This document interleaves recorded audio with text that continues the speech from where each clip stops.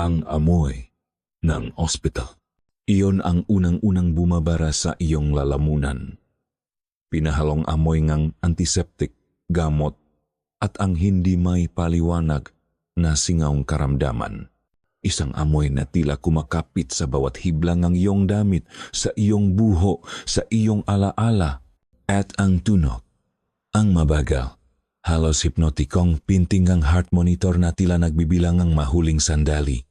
Beep, beep, beep. Bawat pintik ay isang pako na ibinabaon sa aking dibdib. Nakatitig ako sa babaeng nakaiga sa kama. Ang balat niya ay tila manipis na papel di hapong kulubot na sa panahon. Ang naugat sa kanyang kamay ay parang tuyong sangang isang puno na matagal nang hindi dinadaluyan ng buhay. Ang dating mamatang punong kwento at ngiti ay ngayon nakapikit na bahagyang nanginginig sa ilalim ng kanyang matalukap. Ang aking Lola Melissa, ang haliging ng aming pamilya, ang tagapag-ingat ng aming nga kwento, ngayoy isang anino na lamang ng kanyang dating lakas. Jason, isang tinik na kasing hina ang kaluskosang dahon ang gumapang sa katahimikang kwarto. Agad akong lumapit, hinawakan ang kanyang nanlalamig na kamay. Lola, nandito po ako. Anong kailangan niyo? Dahan-dahan niyang iminulat ang kanyang mata. May isang kisap ng pakilala doon. Isang ningas na pilit lumalaban sa papalapit na kadiliman. Ang kanyang ngalabi ay tuyo at putok-putok. Sinubukan niyang magsalita ulit at sa pagkakataong ito, may kasama ng pilit na paghinga. Ang kwintas ko. Halos pabulong niyang sabi. Nasaan? Ang pangil, kumunot ang nuko, ang kwintas. Mula pa kabata, hindi ko pa nakitang hinubad iyon ni Lola. Isang maitim at gamit na leather na tali na may nakasabit na isang bagay, isang nangingilaw sa pagkadilaw na pangil ng hayop. Lagi niyang sinasabi na iyon ang kanyang anting-anting, ang kanyang proteksyon. Tiningnan ko ang kanyang lik. Walang harun. Tanging ang maluwag na balat na lamang ang naroon. Tinanggal po yatang manurs. Lola, sabi ko, sinisikap na pakalmahin ang aking boses. Bawal daw po yata ang alahas dito. Ngunit umiling siya. Isang mabagal, desperadong pag-iling. May takot sa kanyang mamata, isang uri ng takot na hindi dulot ng karamdaman. Isang takot na mas malalim, mas matanda. Hanapin mo, apo. Pakiusap niya. Ang kanyang daliri humigpit sa aking kamay. Hindi ako pwedeng umalis ng walayon. Pakiusap. May kung anong bigat sa kanyang salita na nagpatindig ng aking mga balahibo. Hindi ito simpleng healing. Ito ay isang habilin. Isang pangangailangan na mas mahalaga pa sa hanging kanyang hinihinga. Nagmamadali kong hinalungkat ang maliit na kabinet sa tabi ng kama. Nandun ang kanyang madamit, rosaryo at ilang magagamit. Sa ilalim ng isang lumang pitaka, naramdaman ko ito. Mabigat, malamig, at tila may sariling pintik. Inilabas ko ang kwintas. Ang pangil ay halos 2 pulgada ang haba, matulis sa dulo, at may mga mumunting bita na tila mga ugat na gumagapang sa ibabaw nito. Kahit sa artipisyal na ilawng ospital, mayroon itong kakaibang kinang. Dahan-dahan kong isinuot iyon sa kanyang lig. Sa paglapat ng malamig na pangil sa kanyang dibdib, isang mahabang buntong hininga ang kumawala mula sa aking lola. Tila isang pasan na tinanggal sa kanyang balikat. Ang mga linya sa kanyang mukha ay bahagyang lumuwag. Ang pinting na heart monitor ay tila naging mas matatag. Hinaplos niya ang pangil. Ang kanyang hinlalaki ay marahang gumuhit sa kurbada nito. At sa pagpikit niyang muli, hindi na iyon dahil sa pagod. Tila may isang bintana na bumukas sa kanyang isipan isang bintanang matagal na niyang isinara, at sa katahimikan ng kwartong amoy kamatayan, ang isip niya ay lumipad pabalik sa isang baryo na nababalot ng amoy asukal at lagim. Melissa's Pub, 1963. Ang hangin sa baryo San Ildefonso ay laging may dalang amoy ng matamis na tubo. Ito ang amoy ng aming buhay. Ang aming kabuhayan ay nakatali sa malawak na tubuhan na pag-aring ang pamilyang De Vera, isang karagatan ng naluntiang dahon na kumakaway sa bawat ihip ng hangin. Sa gitnang karagatang iyon nakatayo ang kanilang mansyon. Isang puting higante na may malalaking bintana na tilamga matang laging nakamasit sa buong baryo. Para sa karamihan, ang nga De Vera ay masanto. Sila ang nagbibigay ng trabaho, ang nagpapatayong kapilya, ang tumutulong kapag may nakakasakit. Si Don Ricardo, na laging nakangiti at makisik sa kanyang puting kasuotan, at si Senyora Isabela, na may ganda at tindik na parang isang reyna mula sa Espanya, ay tinitinggalang lahat. Ang aming pamilya ay mas mapalat pa sa iba. Kami ang naksisilbi sa loob mismo ng kanilang bakuran.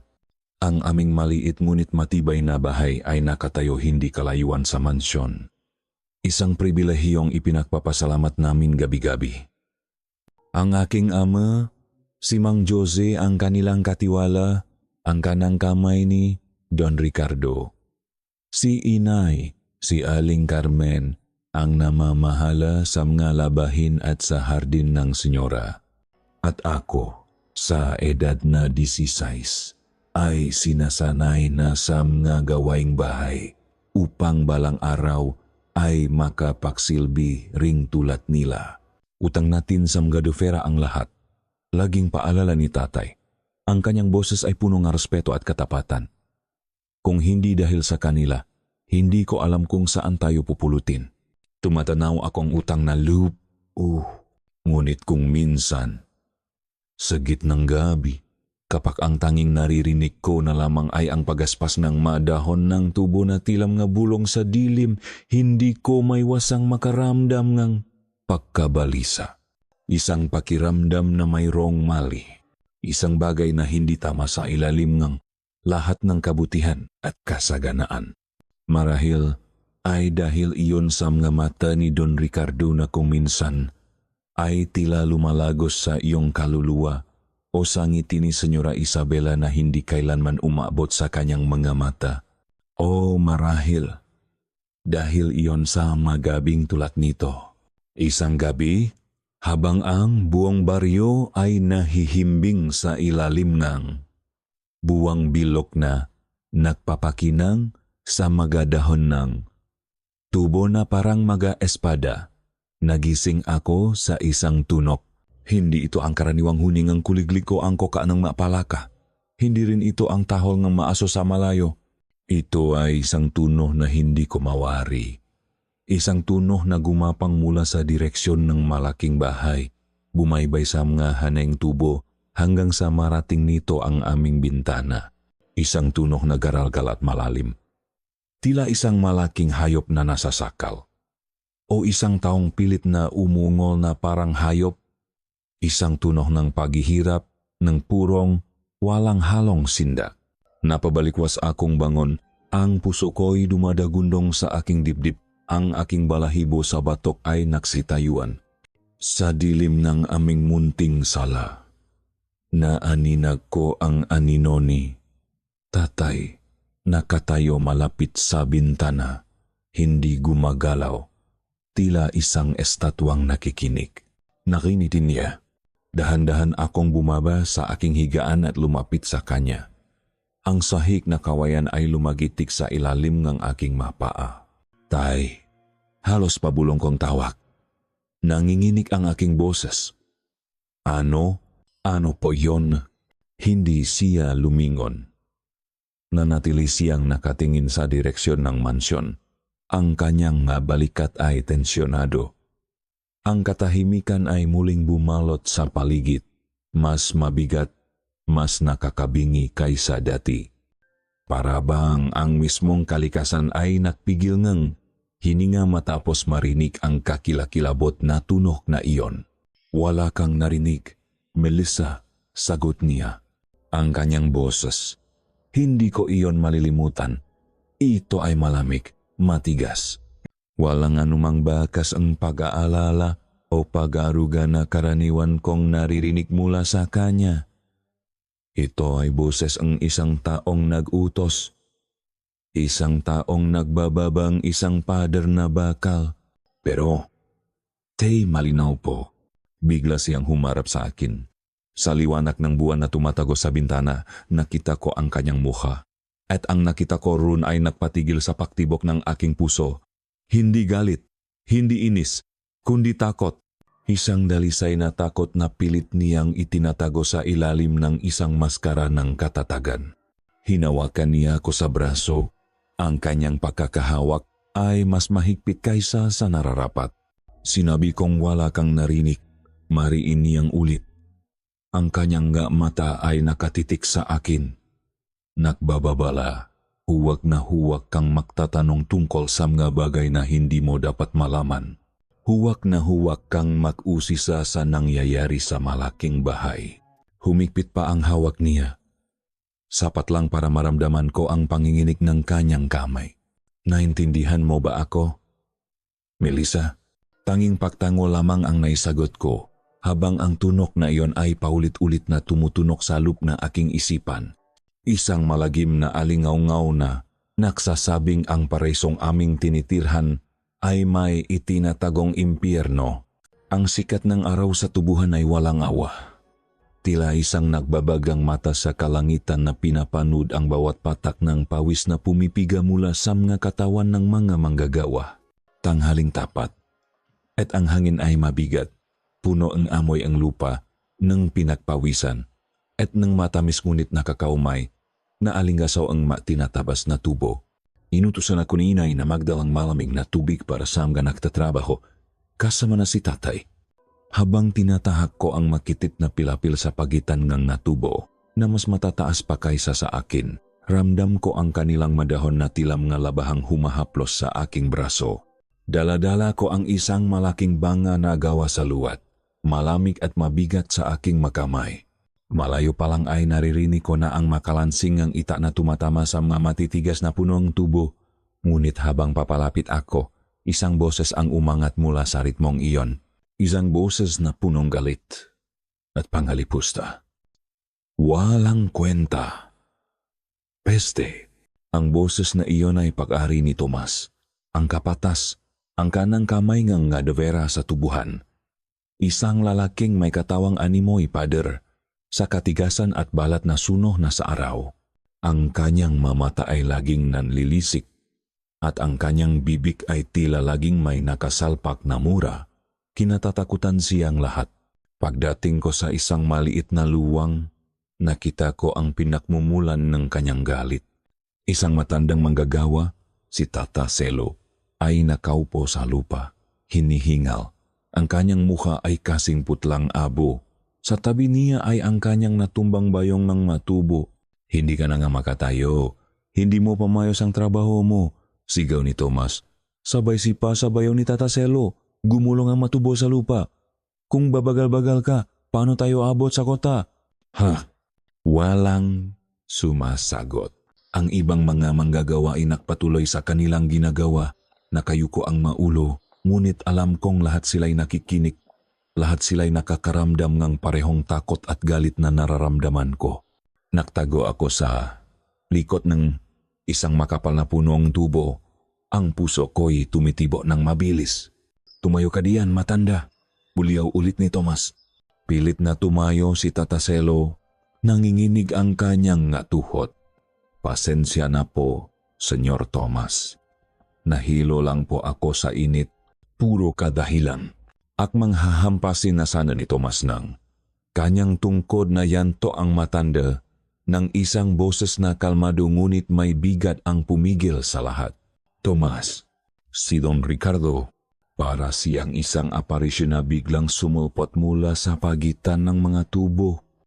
Nakaputing-puti ang kanyang kasuotan, ni walang bahit na alikabok, kasama ang kanyang may bahay na si Senyora Isabela.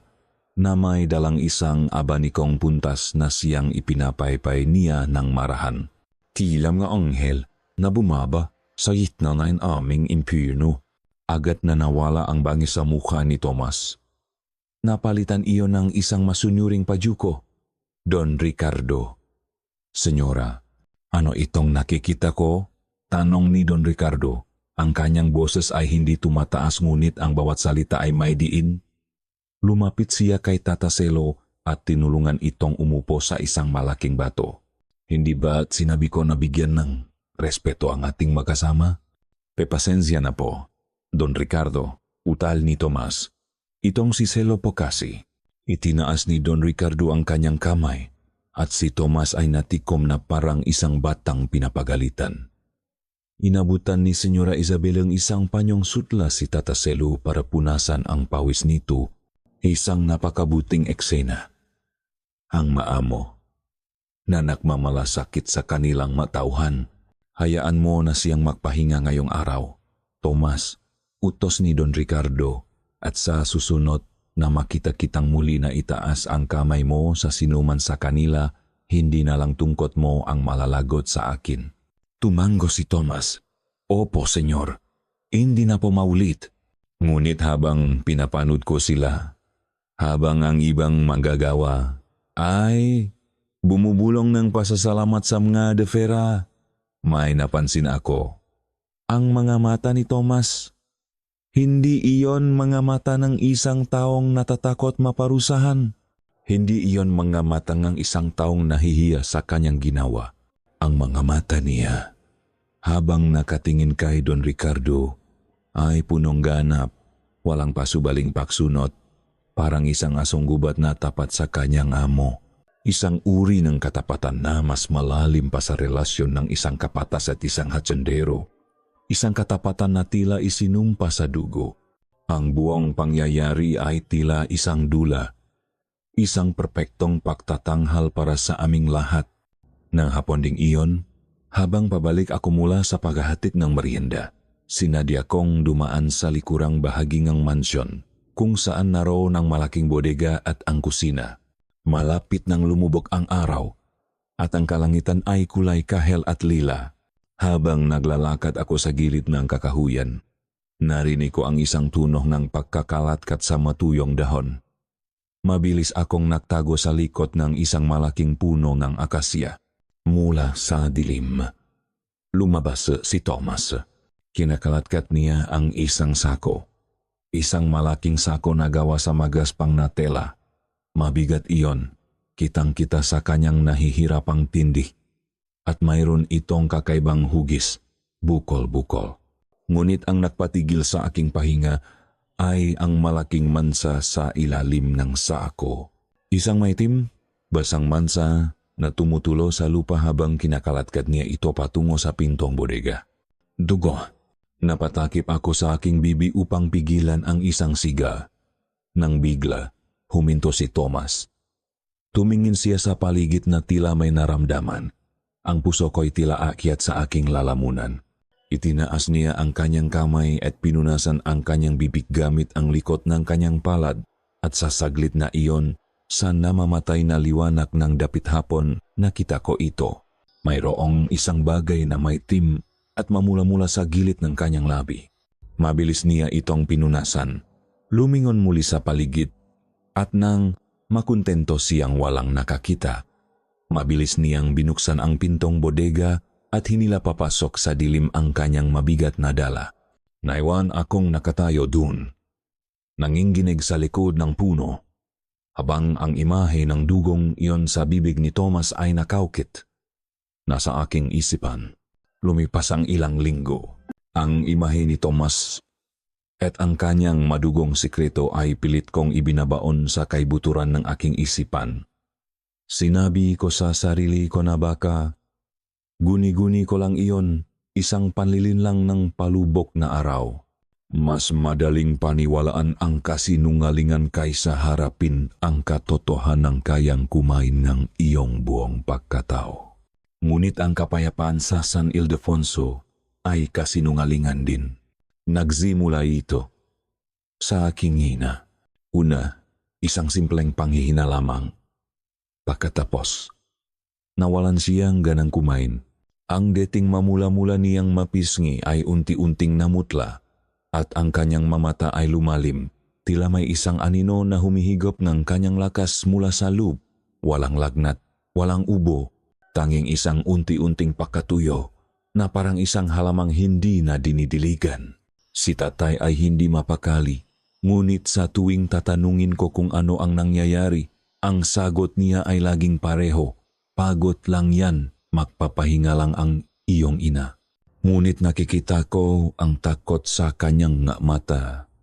Ang parehong takot na nakita ko noong gabing iyon nang marinig namin ang ungol mula sa mansyon. Isang hapon, habang pinupunasan ko ang noni. Inaing basang bimpo, bumulong siya. Ang kanyang tinik ay tuyo at garalgal. Pumunta ka. Kay Mang Celso, anak. Humingi ka neng dahong ng buyo. Ang pangalan pa lang ay nagdulot ng kilabot sa akin. Si Mang Celso, ang albularyo ng baryo. Nakatira siyang mag-isa sa isang maliit na dampa sa pinakadulo ng tubuhan, sa mismong hangganan kung saan nagsisimula ang gubat ng Sierra Madre. Iginagalang siya ng matao, ngunit kasabay nun, kinatatakutan din. Sinasabi nilang nakakausap niya ang mahindi nakikita at ang kanyang mamata ay kayang basahin ng malihim na itinatago sa puso ng isang tao, ngunit hindi ako makatanggi. Para kay inay, kinuha ko ang isang maliit na bayong at nagsimulang maglakad. Habang papalayo ako sa sentrong baryo at palapit sa gubat, ang mapunong tubo ay tila nagiging masiksik. Ang kanilang maanino ay humahaba at nakakawing-kawing na parang magabutuhang daliri. Ang tunong nga nagtatrabaho ay napalitan ng katahimikan, na binabasak lamang ng kaluskos ng gadaong natatapakan ko at ng huningang gaibong hindi ko mawari kung saan nanggagaling. Ang dampa ni Mang Celso ay gawa sa kawayan at sawali, na tila isinuka na lamang ng gubat. Napapalibutan ito nga nakasabit na bungkos ng iba't ibang uri ng halamang gamot, mga buto at mga bagay na hindi ko makilala. Ang amoy sa paligid ay pinahalong luya, insenso, at mamasa-masang lupa. Nakatayo siya sa bungat ng kanyang pinto, na parabang inaasahan na niya ang aking pagdating. Si Mang Celso ay matanda na, ang kanyang likod ay medyo kuba na, at ang kanyang muha ay puno ngang gaguhit na tila mapang kanyang mahabang buhay. Ngunit ang kanyang mamata ay matalas at maliwanag, at nang tumingin siya sa akin, naramdaman ko ang panlalamig ng aking batok. Para siyang hindi lang nakatingin sa akin, kundi sa kung anong anino ang nakakabit sa aking likuran. Alam ko kung bakit ka na parito, Hija, sabi niya. Ang kanyang boses ay mahina ngunit malinaw. Ang iyong ina, hinihigop ang kanyang lakas. Tumango lang ako, hindi makapagsalita. Pumasok siya sa loob at paglabas niya ay may dala na siyang isang maliit na supot na gawa sa tela. Inabot niya ito sa akin. Pakuluan mo ito. Ipainom mo sa kanya bago lumubog ang araw. Nang aking kukunin, hinawakan niya ang aking kamay. Ang kanyang balat ay tuyo at magaspang, ngunit mayroon itong kakaibang init. Tinitigan niya akong muli, mas malalim sa pagkakataong ito. Mag-ingat ka, Melissa. Salamat po, Mang Celso. Magkano po? Tanong ko. Dinudukot ang ilang barya sa aking bulsa. Umiling siya at hindi pinansin ang aking tanong. May kinuha siyang iba pa mula sa kanyang liig. Isang maliit na anting-anting, gawa sa pinagbuhol-buhol na ugat ng isang puno. Ang hugis nito ay hindi mawari. At may amoy itong parang lupa pagkatapos ng unang patak ng ulan. Isuot mo ito. Utos niya. Inilalakay ito sa aking kamay. Huvak na huvak mong hubarin. Para saan po ito? Naguguluhan kong tanong. Para sa mga kaluluwang gumagala sa dilim. Sagot niya. Ang kanyang nga mata ay dumako sa direksyon ng mansyon ng Gadevera na natatanaw sa malayo. At para na rin samga naglalakat sa liwanag. Hindi ko lubos na naunawaan ang kanyang sinabi. Ngunit ang bigat sa kanyang salita ay nagdulot ngang kaba sa aking dibdib. Nagpasalamat akong muli at nagmamadaling umalis. Hawak ng mahigpit ang supot ng gamot at ang anting-anting na ugat. Pagdating ko sa aming bahay, ang pinto ay bahagyang nakaawang. Ang akala ko'y si tatay ang naroon. Ngunit pagpasok ko, natigilan ako. Nakatayo sa tabi ang higaan ni Inay si Senyora Isabella de Vera. Ang kanyang magandang mukha ay nagpapakita ng pag-aalala. Ang isang kamay niya ay nakapatong sa noo ng aking ina na tila sinusukat ang temperatura nito. Si Inay ay mahimbing na natutulog, ngunit ang kanyang pahinga ay tila mas mababaw. Melissa, Hija, bati sa akin ni Senyora Isabella. Ang kanyang boses ay malambing na parang musika. Narinig ko ang tungkol sa iyong ina. Nais ko lamang tiyakin na nasa maayos siyang kalagayan. Salamat po, senyora. Nautal kong sagot. Pilit na itinatago ang anting-anting sa aking likuran. Ngumiti siya, ngunit ang kanyang mata ay matalas. Nahagip nito ang pagtatangka kong magtago. Dahan-dahan, ang kanyang tingin ay bumaba sa aking kamay na nakakuyom. Ano yang hawak mo? Walang pagpipilian. Ipinakita ko sa kanya ang anting-anting na ugat. Ang ngiti sa labi ni Senyora Isabella ay hindi nagbago. Ngunit ang kanyang mata ay nanlamig. Tila isang manipis na ilo. Ang biglang bumalot sa kanina ay maamon niyang tingin. Isang malamig na kislap na punong ang pakamuhi at pakutya. Galing ka kay Celso, sabi niya. Hindi iyon tanong, kundi isang paglalahat ng katotohanan. Hinawi niya ang kanyang kamay mula sa noo ni Inay at dahan-dahang lumapit sa akin. Bawat hakbang niya ay may bigat. Bawat hakbang ay nagpapabilis ng tibok ng aking puso. Hindi natin kailangan ng maganyang pamahiin dito. Hija, sabi niya. Ang kanyang malambing na boses ay mayroon ng bahit ng bakal. Ang pananampalataya sa Diyos at ang tulong Madevera, iyon lang ang kailangan ninyo. Tinitigan niya ang anting-anting na parabang ito ay isang maruming insekto. At sa isang saglit, sa ilalim ng kanyang titik, naramdaman ko ang pag-init ng maugat sa aking palat, na parabang ito ay may sariling buhay, na parabang ito ay isang kalasag na sumasangga sa isang hindi nakikitang atake. Ang pagdalaw ni Senyora Isabella ay nag-iwan ng lamig sa aming bahay na hindi kayang pawi ng anumang init ng araw kahit na bumuti ang pakiramdam ni Inay matapos mainom ang pinakuluang gamot mula kay Mang Celso. Ang takot ay nanatili. Kumakapit sa mga dingding na parang amag. Isinuot ko ang anting-anting na ugat sa ilalim ng aking damit.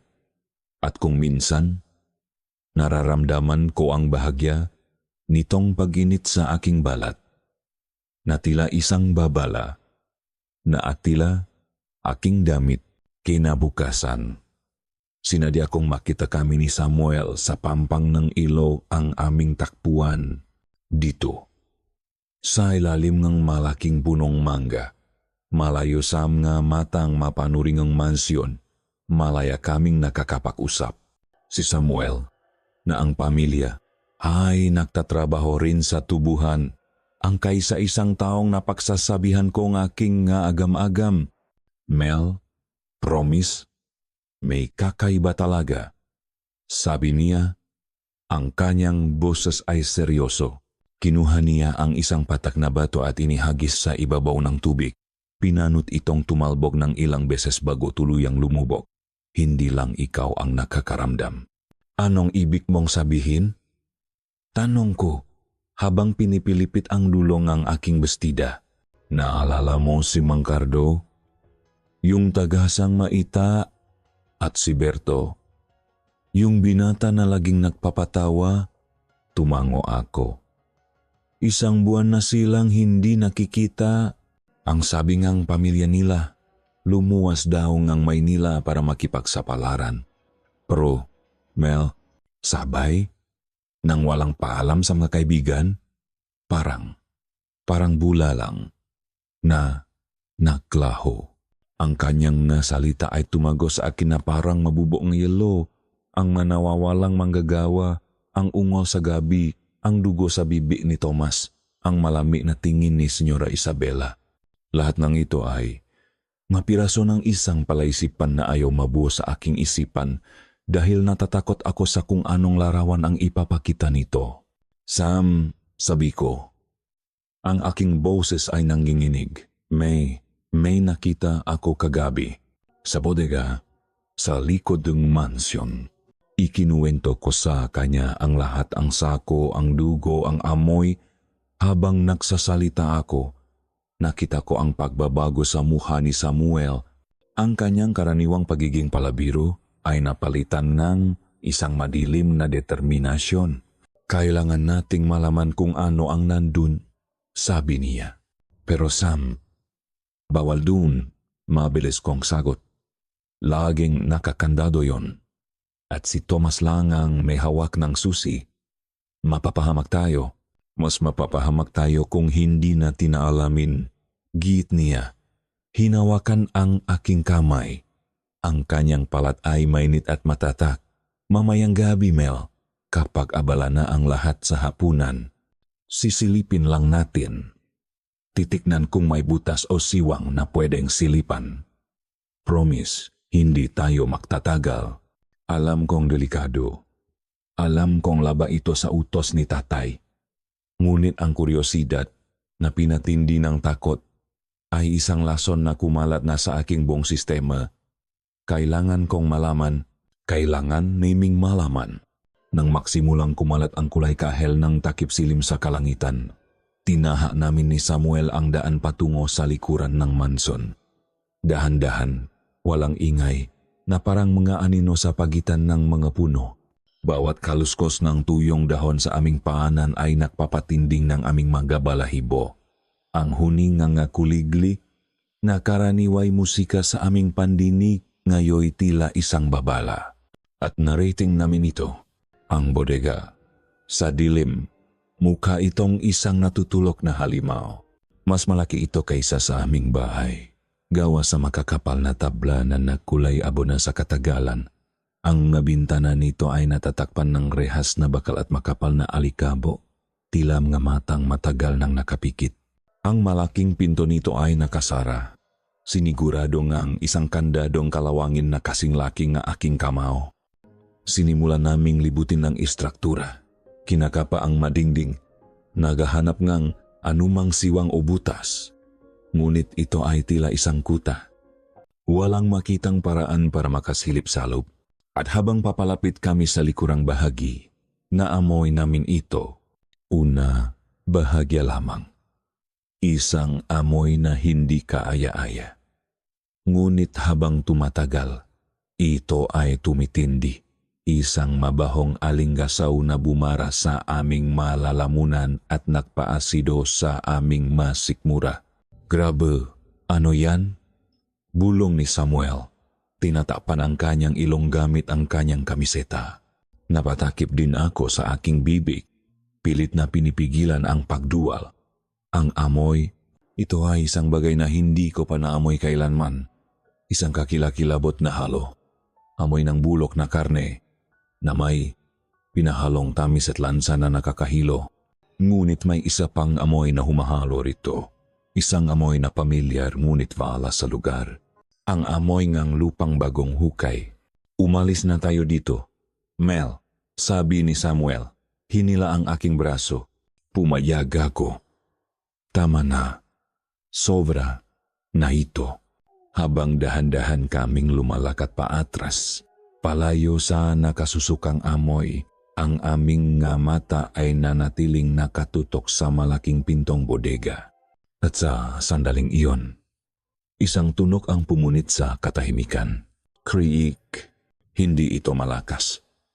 Isang mabagal kinakalawang na tunok, ang tunonging bigat na dahan-dahang gumagalaw.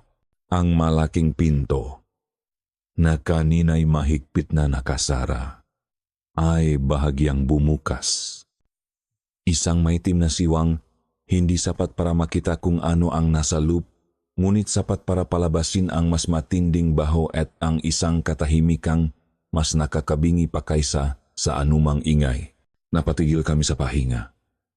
Ang aming mapaa ay tila ipinako sa lupa at salop ng siwang na iyon sa gitnang solidong kadiliman. Isang bagay ang lumitaw, dalawang tuldok, dalawang nagbabagang tuldo na pula na parang mga baga ng sigarilyo sa kalaliman ng gabi. Ngunit hindi ito mga baga. Ito ay mga mata. Mga matang nakatiting ng diretso sa amin. Mga matang walang kurap, puno ang isang gutom at talinong hindi para sa isang hayop. Nakita nila kami. Alam nilang nandon kami.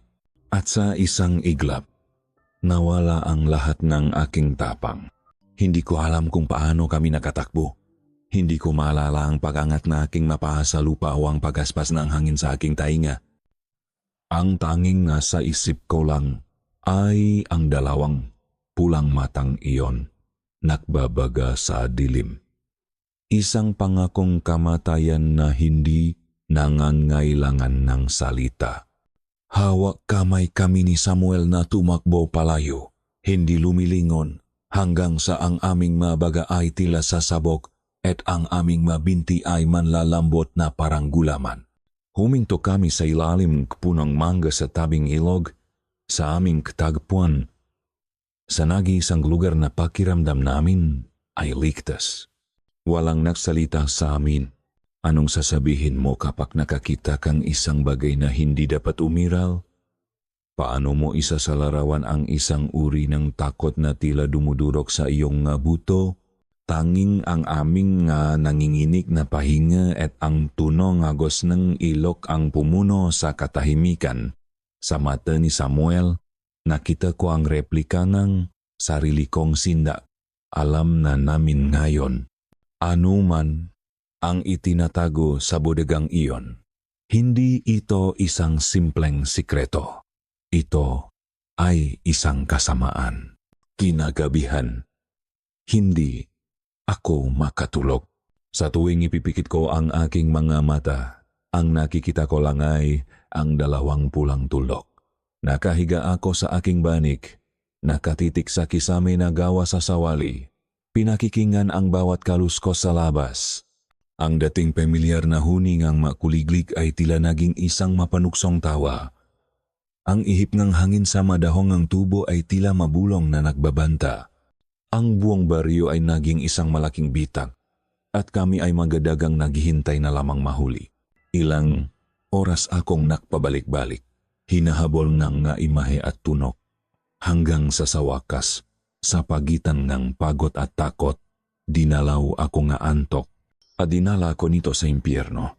Nasa gitna akong tubuhan. Gabi. Ang buwan ay isang manipis na hiwa lamang sa kalangitan. Ang liwanag nito ay halos hindi tumatagos sa siksik ng mga dahon. Tumatakbo ako. Hindi ko alam kung bakit. Ngunit alam kong kailangan kong tumakbo para sa aking buhay. Ang matutulis na dahon ay humihiwa sa aking mabraso at piski na agiwan na mahapting gaskas. Ang putik ay kumakapit sa aking makapa, nagpapabigat sa bawat hakbang, ngunit hindi ako humihinto. Dahil sa likuran ko, naririnig ko siya.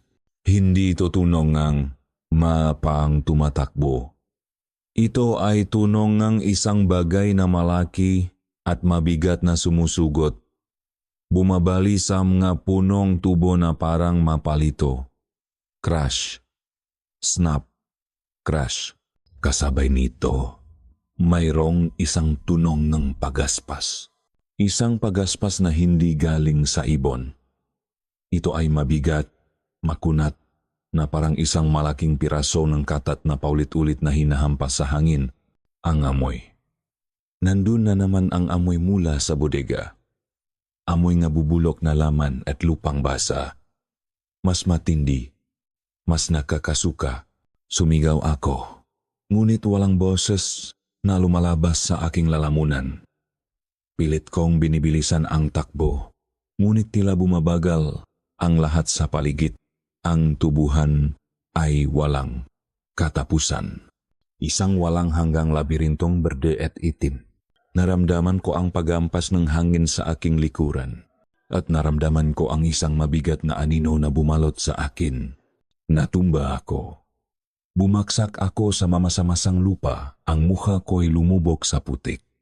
Bago pa ako makabangon, isang napakabigat na bagay ang dumagan sa aking likuran, ipinako ako sa lupa. Hindi ako makahinga.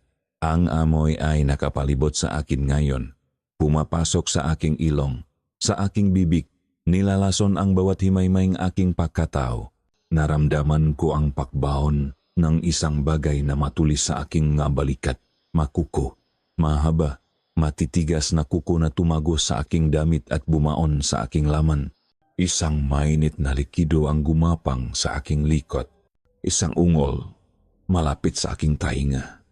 Ang parehong ungol na narinig ko mula sa mansyon. Ngayon, alam ko na kung ano ito.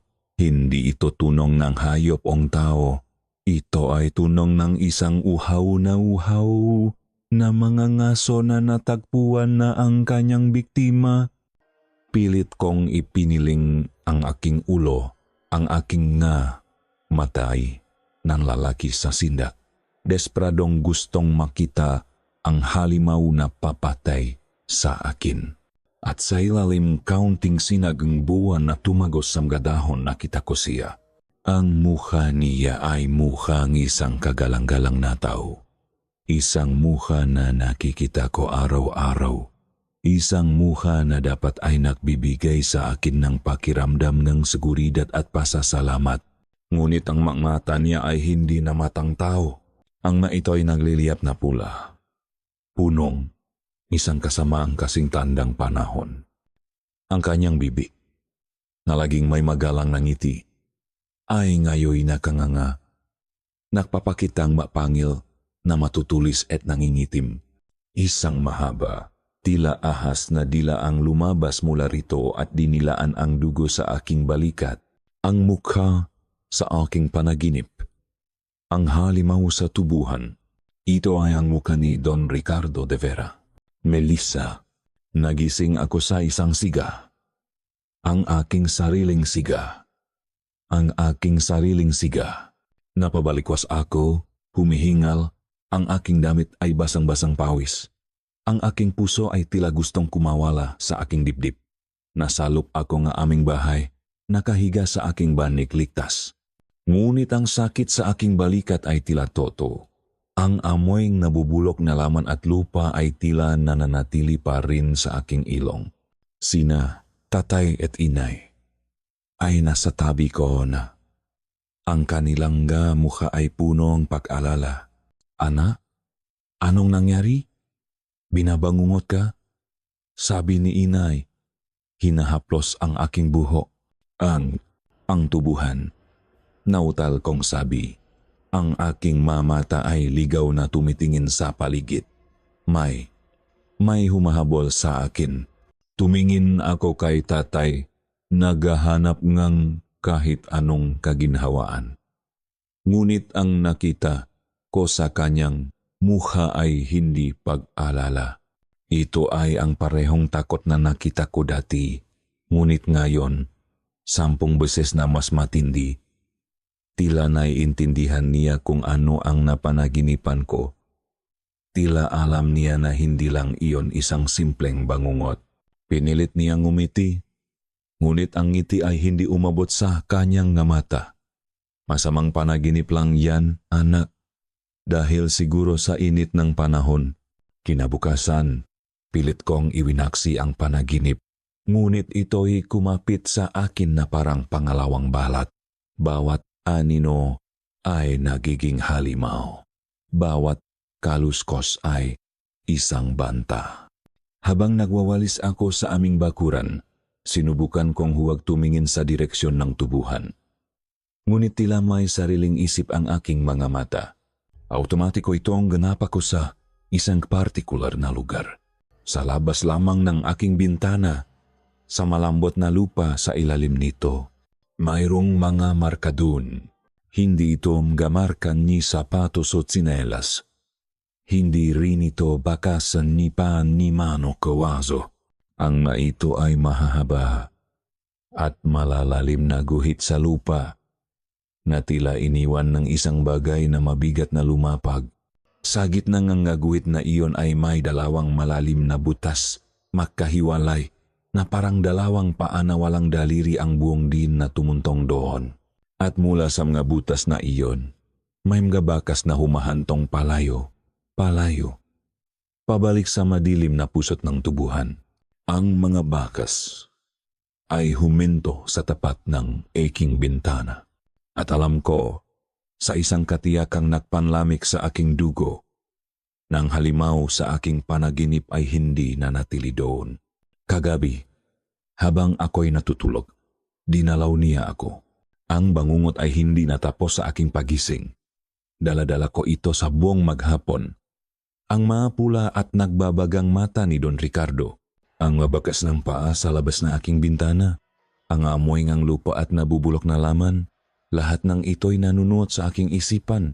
Isang lason na unti-unting pumapatay sa aking katinuan. Hindi na ito simpleng takot. Ito ay isang katotohanang pilit kong tinatakasan ngunit patuloy akong hinahabol. Sinukol na ako. Ang manatili sa dilim at magkunwaring walang alam ay mas nakakatakot na ngayon kaysa sa paharap sa kung anumang halimaw ang nakukubli sa baryong ito. Kailangan kong malaman. Kailangan kong makita kahit pa ikamatay ko. Nang gabing iyon, hindi ako natulog. Nahintay ako sa paguning ng gakulili, sa pagtahol ng aso sa malayo, sa paglaming ng hangin na hudyat ng hating gabi. Nahintay ako sa tunong ng dahan-dahang pagbukas ng pinto ng aming bahay. At narinig ko nga ito, si Tatay. Dahan-dahan akong bumangon mula sa bani. Ang bawat galaw ko ay maingat at pinag-isipan. Sinilip ko siya mula sa siwang ng aming kwarto. Sa liwanag gasera sa sala, nakita ko siyang naksuot ng madilim na kamiseta at kinuha ang kanyang itak na laging nakasabit sa dingding. Walang salita, walang ingay. Ang kanyang makilos ay sanay, na parabang ito ay isang ritual na ginagawa niya gabi-gabi. Nang lumabas siya sa pinto, binigyan ko siya ng ilang sandali bago ako sumunod. Ang puso ko ay dumadagundong sa aking dibdib na parang tambol sa isang digmaan. Ang anting-anting na ugat sa aking likay tila uminit, isang babala. Ngunit hindi ko na ito pinansin. Sa labas, ang buwan ay halos natatakpan ng maulap. Nakiwan lamang ng sapat na liwanag para makita ko ang anino ni Tatay na mabilis na gumagalaw, hindi patungo sa mansyon, kundi palayo, papasok sa mas madilim at masiksik na bahagi ng tubuhan. Sinundan ko siya. Bawat hakbang niya ay aking tinutumbasan. Bawat pagyuko niya sa ilalim ng mahadahon ay aking ginagaya. Naging anino akong kanyang anino. Ang hangin ay malamig. Ngunit ako'y pinagpapawisan. Ang aking hininga ay pilit kong pinipigilan. Sa bawat sandali, inaasahan kong lilingon siya at mahuhuli ako at hindi ko alam kung ano ang mas kinatatakutan ko. Ang kanyang galit o ang katotohanang malalaman niya na sinusundan ko siya sa kanyang lihim. Nagpatuloy kami sa paglalakad sa loob ng halos 15 minutos. Palalim ng palalim sa tubuhan hanggang sa marating namin ang isang lugar na hindi ko alam na umiral. Isang maliit na luwang na pinalilibutan ng matatayong na tubo na tila isang lihim na silid sa gitnang bukirin. At sa gitna nito, nakatayo ang isang maliit na kubo. Hindi ito bahay. Ito ay isang barong-barong na gawa sa pinaktak-pitak-pinyero at mga lumang tabla, halos hindi makita sa dilim. Walang bintana. Tanging isang pinto na gawa sa kahoy. Nakita kong kinuha ni tatay ang isang malaking susi mula sa kanyang bulsa at binuksan ang kandado. Pumasok siya sa loob at muling isinara ang pinto, ngunit hindi na niya ito ikinandado. Isang manipis na sinakngang liwanag mula sa kanyang lampara ang tumago sa siwang sa ilalim ng pinto. Dahan-dahan akong gumapang palapit. Ang aking tiyan ay halos sumayat na sa lupa. Ang amoy, nandun na naman. Ang amoy mula sa bodega, mas matapang, mas malapit, nanggagaling sa loob ng kubo. Nanginginig ang aking buong katawan habang sinubukan kong hanapan ng masisilipan ang dampa. Sa gilid, may isang tabla na medyo nakausli na, nag-iwan ng isang maliit patayong siwang. Sapat lang para sa isang mata. Ipinikit ko ang aking mga mata, huminga ng malalim, at idinikit ang aking kanang mata sa siwang.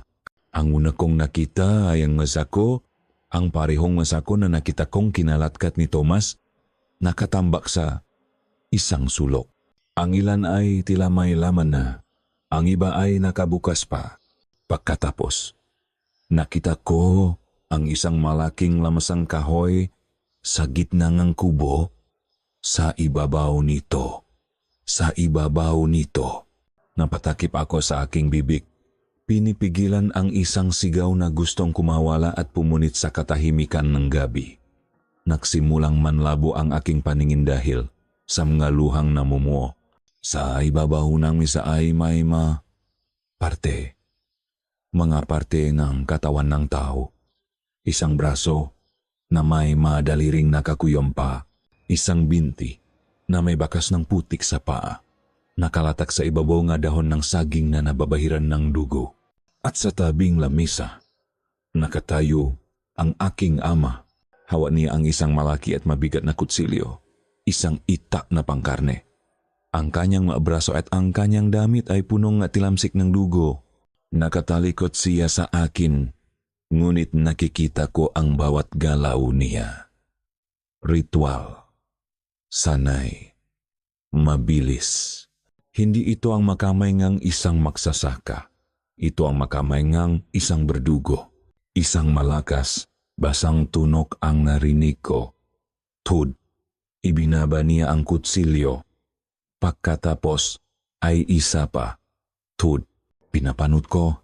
Sa purong, hindi makapaniwalang sindak. Habang hinihiwa niya ang mga laman, tinatanggal sa buto at inilalagay sa loob ng isa sa mga nakabukas na sako. Ang mundo ko ay gumuho. Ang bawat masasayang alaala, bawat salita ng pagmamahal, bawat pakiramdam ng seguridad na ibinigay niya sa akin ay naging isang malaking kasinungalingan. Hindi ito si Thomas. Hindi ito isang estranghero. Hindi ito isang halimaw na walang mukha. Ito ang aking tatay. Ang aking tagapagtanggol, ang naghahanda ng pagkain para sa mga halimaw. Hindi ko na napigilan. Isang hikbi, isang maliit, halos hindi marinig na hikbi ang kumawala mula sa aking lalamunan. Ngunit sa katahimikan ng kubo, ang tunok na iyon ay kasing lakas ng isang kulok. Ang makamayng aking ama ay natigilan. Ang kanyang mabalikat ay nanigas. Dahan-dahan. Napakabagal. Ibinaling niya ang kanyang ulo, pagkatapos ay ang kanyang buong katawan. Ang kutsilyo ay nahulog mula sa kanyang kamay at lumagabok sa sahig na lupa. Ang kanyang mamata na punong pagod at isang kalungkutang hindi ko pa nakita kailanman ay sinalubong ang aking mata sa siwang. Nakita niya ako at sa sandaling iyon, sa pagitan ng ama at anak, sa pagitan ng berdugo at ng kanyang saksi, walang namagitang salita. Tanging ang katotohanan lamang, hubat at duguan na nakalatak sa aming pagitan. Isang katahimikan na mas nakakabingi pa kaysa sa pinakamalakas na sigaw ang namayani sa pagitan namin. Ang mundo ko ay huminto sa pag-ikot. Ang tanging gumagalaw lang ay ang apoy sa loob ng kanyang lampara na nagpapasayaw sa mga anino sa duguan niyang mukha at sa mga karumal-dumal na bagay sa lamesa. Hindi ko alam kung gaano kami katagal na nakatitigan. Mga segundo, minuto, isang kawalang hanggan. Ang gunang kumilos ay siya. Dahan-dahan niyang itinaas ang kanyang nakamay na punong dugo na parang isang taong sumusuko. Melis, ang pakbikas niya sa pangalan ko ay parang isang basak na salamin. Punong sakit, punong pagsisisi.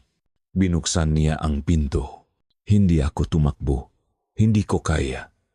Ang aking nga paa ay tilam nga ugat na bumaon na sa lupa. Nananatili akong nakaluhod sa labas, nanginginig, hindi dahil sa lamig, kundi dahil sa bigat ng katotohanang aking natuklasan. Lumabas siya at lumuhod din sa aking harapan. Ang amoy ngang sariwang dugo na kumapit sa kanya ay halos magpaduwal sa akin, ngunit hindi ako umiwas kang tingin. Hinawakan niya ang aking mabalikat. Ang kanyang makamay ay nag-iwan ng mamasa-masang markang dugo sa aking damit. Anak, patawarin mo ako, sabi niya. Ang kanyang boses ay basak at punong ang luha. Patawarin mo ang tatay mo. Bakit? Iyon lang ang salitang nagawa kong bigkasin. Isang salitang naglalaman ng lahat ng sakit, lahat ng pagtataka, lahat ng pagkasuklam. Bakit, tay? Tumingin siya sa malayo, sa direksyon ng mansen na natatanaw sa pagitan ng matubo. Isang buntong hininga na punong bigat ng maraming taon ang kumawala mula sa kanya. Hindi kami ordinaryong katulong. Melissa, simula niya. Ang kanyang masalita ay mabagal, mabigat, na parang bawat isa ay isang batong kanyang dinadala. Kami, ang aming pamilya, mula pa sa lolong-lolo ko. Kami ang tagapag-alaga. Tagapag-alaga. Ulit ko, ang salita ay parang banyaga sa aking dila. Ang Madufera. Sila ay hindi maordinaryong tao. Sila ay isang sinaunang angkan. Matagal na silang nandito. Bago pa man dumating ang mga Kastila. At mayroon silang pangangailangan. Isang pagkagutom na hindi kayang punan ng ordinaryong pagkain. Ang mapula at nagbabagang mata mula sa aking panaginip ay biglang sumulpot sa aking isipan. Aswang. Bulong ko. Isang masakit na tango ang kanyang isinagot. Oh, anak, sila ay mga aswang. Ngunit hindi tulad ng makwentong naririnig mo. Sila ay mas matalino, mas makapangyarihan. At matagal na ang nakalipas. Ang aming ninuno ay pumasok sa isang kasunduan sa kanila. Pinahit niya ang kanyang luha gamit ang likot ng kanyang maduming kamay. Ibibigay namin ang kanilang pangangailangan. At bilang kapalit, hindi nila kami gagalawin. Hindi nila gagalawin ang ating pamilya. Poprotektahan nila tayo. Bibigyan ng kabuhayan. Ito ang sumpa. Isang sumpa na ipinapasa sa bawat henerasyon. Ang manawawalang manggagawa.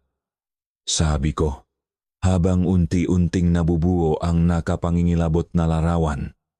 Si Mang Cardo, si Berto, tay, sila ba ang... Hindi ko matapos ang tanong. Ang kanyang katahimikan ay isang nakabibinging o. Gumuho ang aking mundo sa pangalawang pagkakataon ng gabing iyon. Hindi lang pala siya isang berdugo. Siya ay isang kasabwat. Ang aming pamilya, kami, na dapat ay biktima, ay mga tagapag-alaga palang ng mga halimaw. Ang aming buhay at kaligtasan ay itinayo sa ibabaw ng mga buto at dugong ibang tao. Ginawa ko ito para sa inyo, pagmamakaawa niya. Ang ganyang mga matay naghahanap ng pag-unawa sa akin, ginawa ko ito para sa iyo at sa iyong ina. Dahil kung hindi ko gagawin, Melissa, tayo ang isusunod nila, tayo ang ilalagay sa lamsang yan. Naintindihan mo ba? Wala akong pagpipilian. Umiling ako.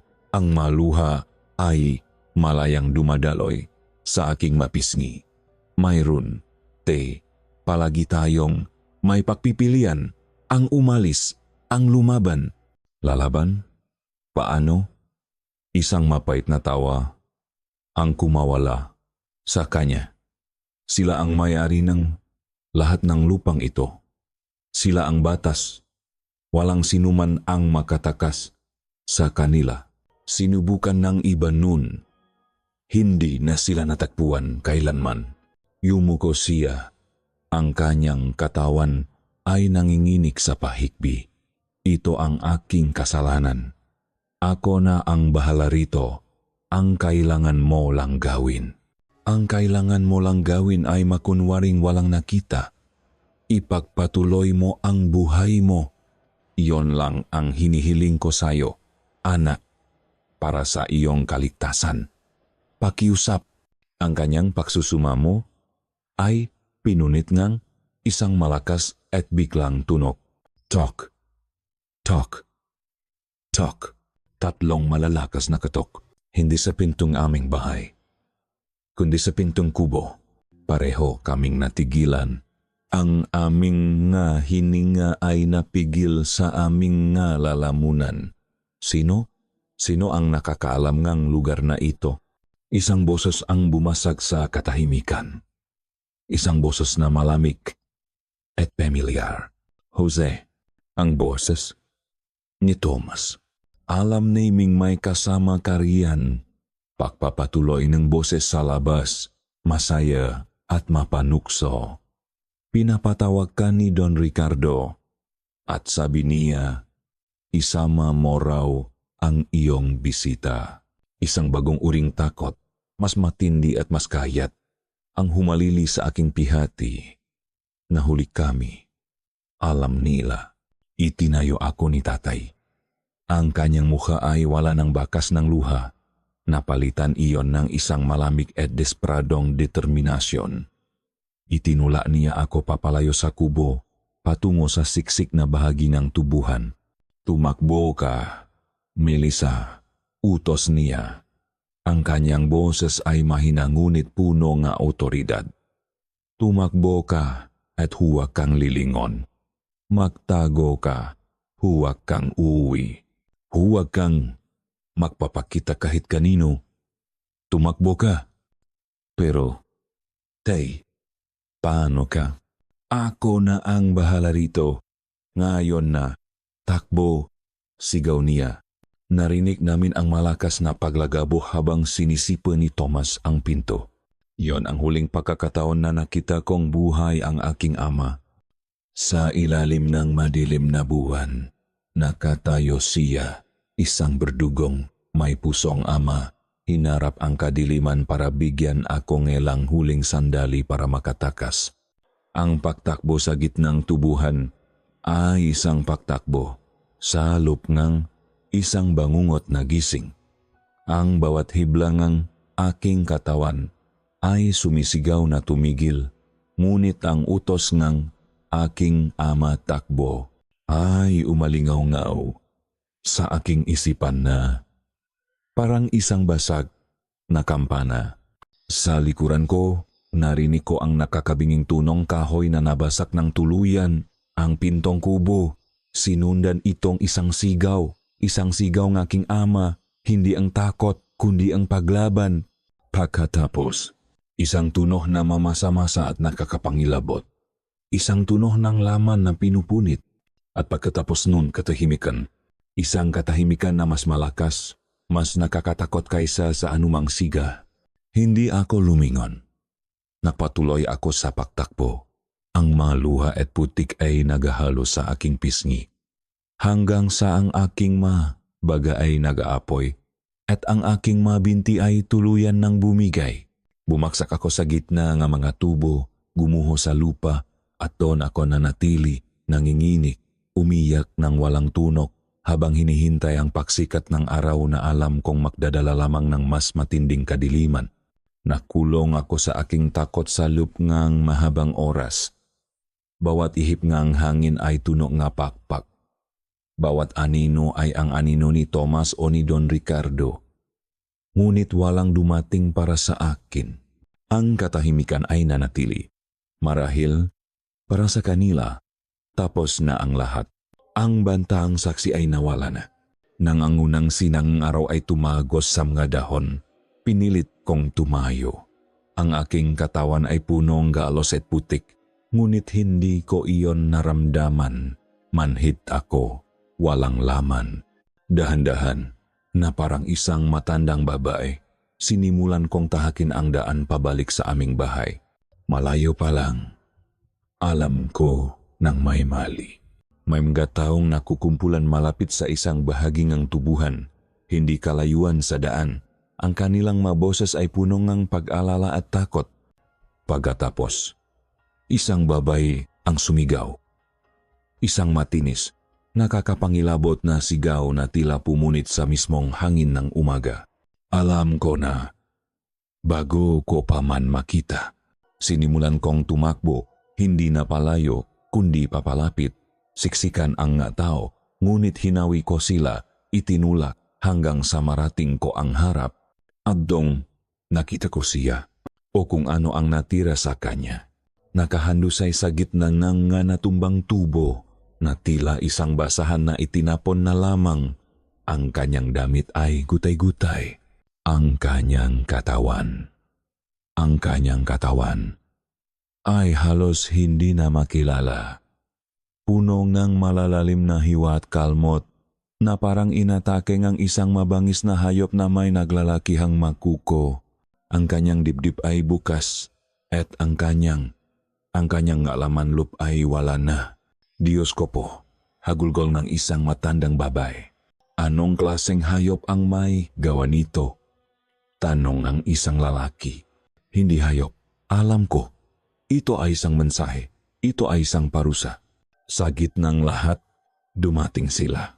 Si Don Ricardo at Senyora Isabella, na may magamukhang perpektong pagkabigla at kalungkutan.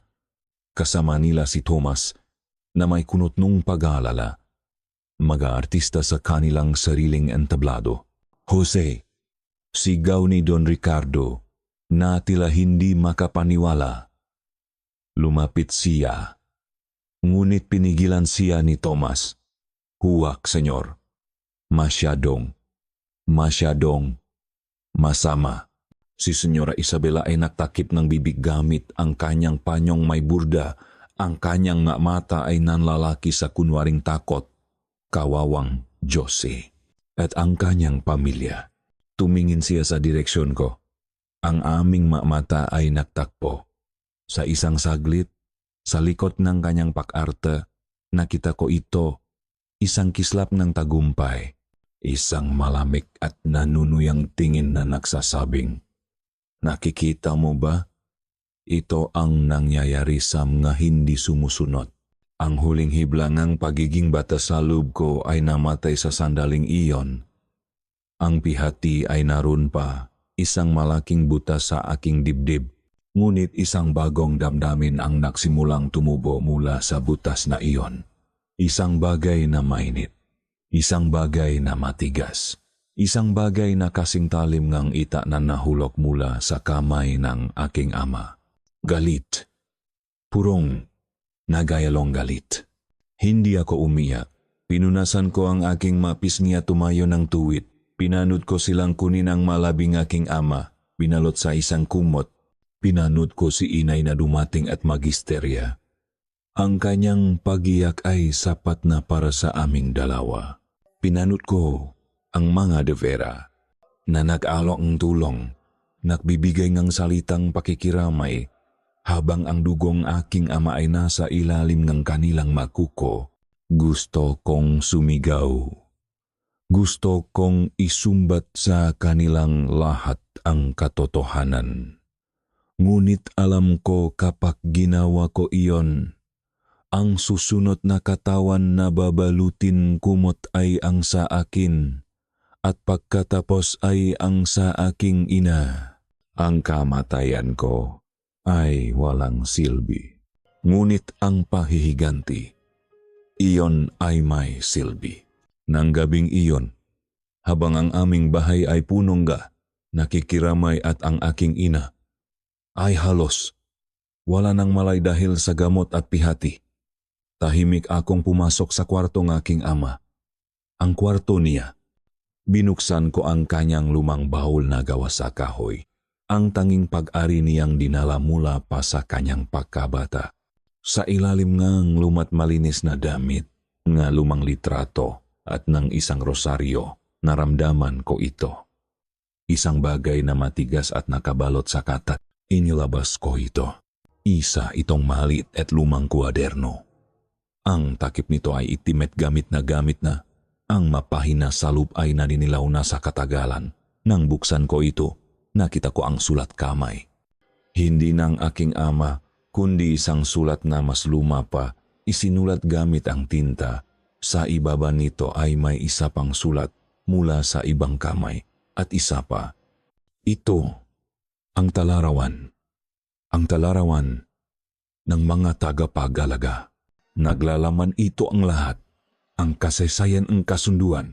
Ang mga pangalan ng mga De Vera mula sa mga henerasyon na lumipas. At ang pinakamahalaga sa lahat, ang kanilang mga kahinaan. Asin, bawang. Ang sikat ng araw na hindi nila kayang tiisin ng matagal.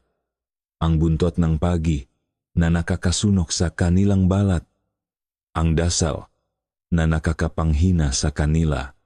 At ang pinaka-nakamamatay sa lahat.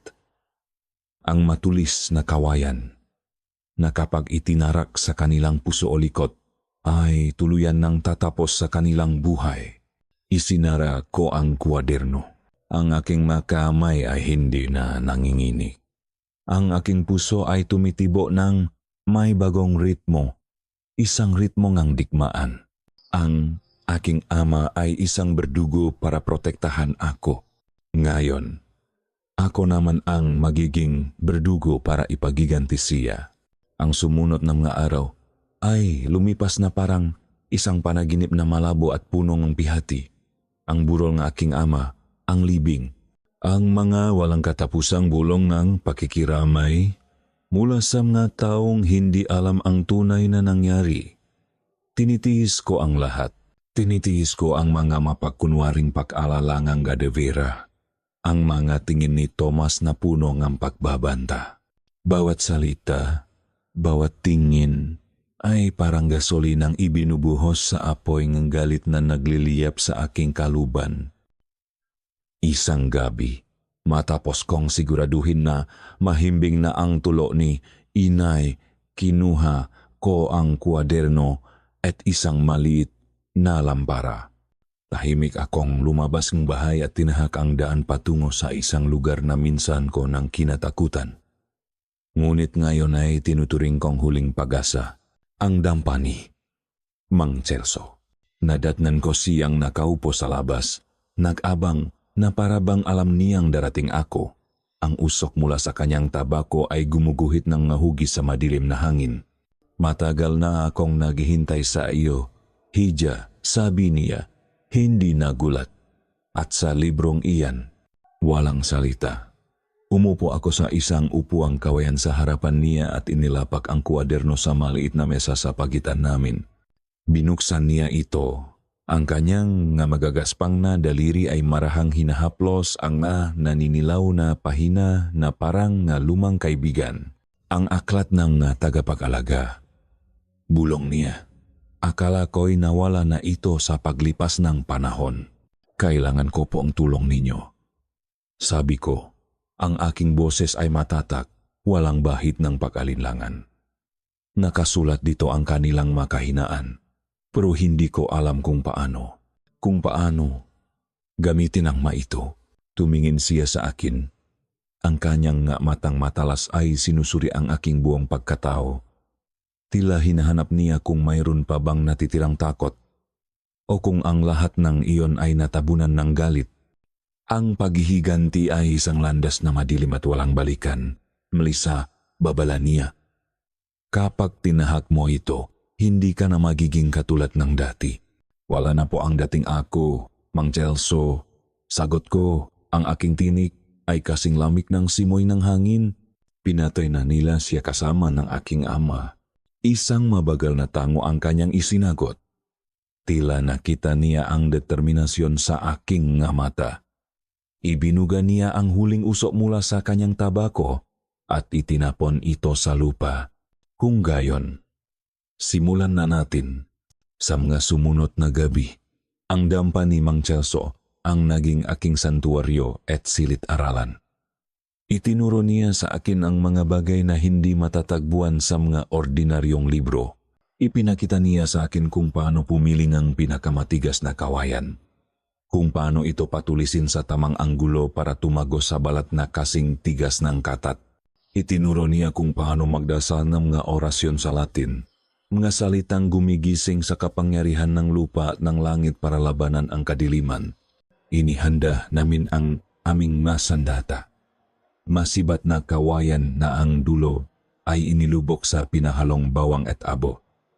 Mga maliliit na supot na punong magaspang na asin sa dagat na kapag ipinukol ay sumasabok na parang granada ngang banal na apoy.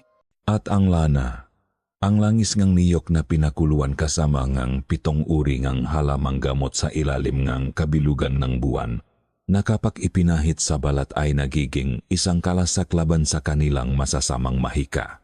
Habang nahahanda kami, palihim kong sinasabihan si Samuel.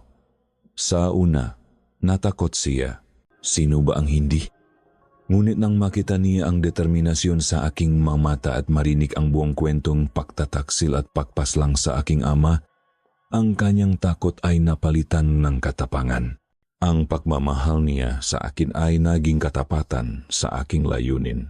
Gabi-gabi, matapos ang kanyang trabaho sa tubuhan, pumupuslit siya papunta sa dampa para tulungan kami. Ang kanyang makamay na sanay sa pagtabas ng tubo ay natutong humawak ng sibat. Mula sa isang dalagang simple lamang ang pangarap, nagbago ako. Ang aking makamay na dati sanay lang sa paglalaba at pagluluto ay nagkaroon ng kalyo mula sa pagtatali ng masibat. Ang aking isipan, na dati puno lang mapangarap, ay napunong maorasyon at maplanong mag-atake. Ang aking puso, na minsay punong pag-ibig at pagtitiwala, ay tumigas na parang bato, pinatibay ng put. Isang gabi, matapos naming ihanda ang huling sibat, tinawag ako ni Mang Celso. Mayroon siyang isang bagay na iniabot sa akin. Ito ay isang lumang balisong, isang patalim na nakatiklop. Ang puluhan nito ay gawa sa sungayng kalabaw, maitim at makinis sa kahahawak. Nang buksan ko ito, isang manipis ngunit napakatalim na talim ang lumabas, kumikinang sa liwanag ng apoy. Ito ay pag-ari pang aking ninuno, sabi ni Mang Celso. Ginamit niya ito laban sa mahalimaw noong kanyang panahon. Mayroon itong bisa. Hinawakan ko ito. Mabigat ito sa aking kamay. Isang bigat ng kasaysayan at ng responsibilidad. Nakasulat sa libro, sabi ni Mang Celso, ang kanyang boses ay seryoso.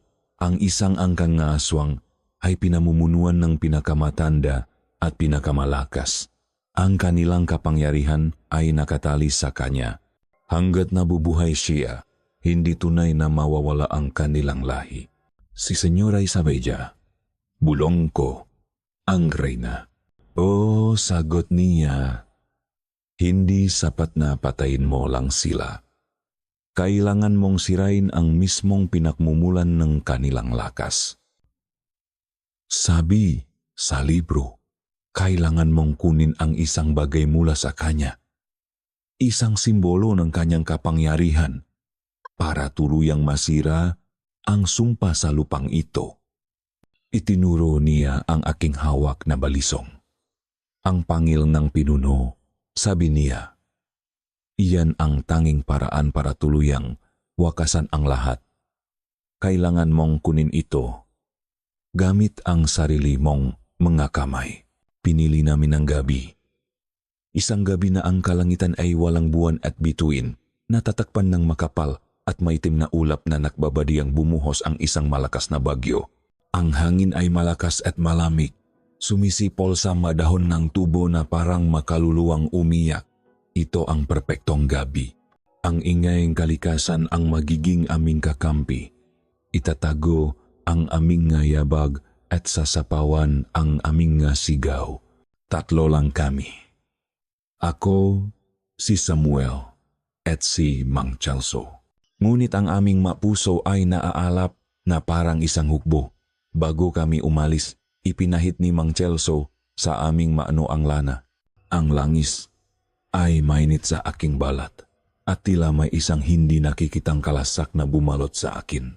Sa aking baywang ay nakasukbit ang balisong. Sa aking makamay, mahigpit kong hawak ang dalawang sibat na kawayan.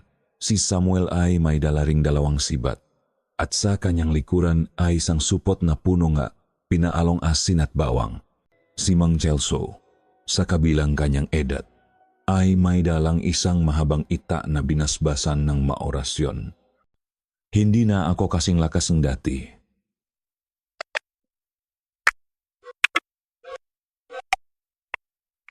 Ngunit sapat pa ang aking kaalaman para protektahan ang ating likuran, sabi niya. Ang mansyon ng Magadefera ay tila isang malaking puntot sa gitna ng kadiliman. Tanging ilang bintana lamang ang may liwanag. Ang malakas na hangin ay nagpapahampas sa masangga ng puno. Sa madingding nito, lumilikha ng manakakakilabot na tunog. Sa ilalim ng kalasa ng papalapit na bagyo, kumapang kami palapit. Hindi kami sa pangunahing pinto dumaan. Gaya ngang itinuro ni Mang Chelso, sa likuran kami, sa may kusina. Ginamit ni Samuel ang kanyang lakas para sirain ang kandado. Ang tunok ay nalunot sa unang dagundong kulok. Nasa loob na kami. Ang hangin sa loob ng mansion ay malamig at hindi gumagalaw. Mayroon itong amoy ng lumang kahoy, ng alikabok at ng isang bagay na malansa at matamis. Ang amoy ng kanilang hininga. Ang plano ay simple. Si Mang Celso ay maiwan malapit sa pinto ang aming daan palabas. Ako at si Samuel ang akyat sa ikalawang palapag kung saan naroon ang kanilang mga silid tulugan. Kailangan naming mahanap sila bago nila kami mahanap. Dahan-dahan kaming umakyat sa malawa na hagdanan na gawa sa nara. Bawat hagbang ay maingat. Bawat anino ay isang posibleng kalaban. Ang tanging naririnig namin ay ang aming sariling mga paginga at ang dumadagundong na tibok ng aming mga puso. Nang marating namin ang pasilyo sa itaas, isang kidlat ang gumuhit sa kalangitan, pansamantalang nagliliwanag sa buong lugar.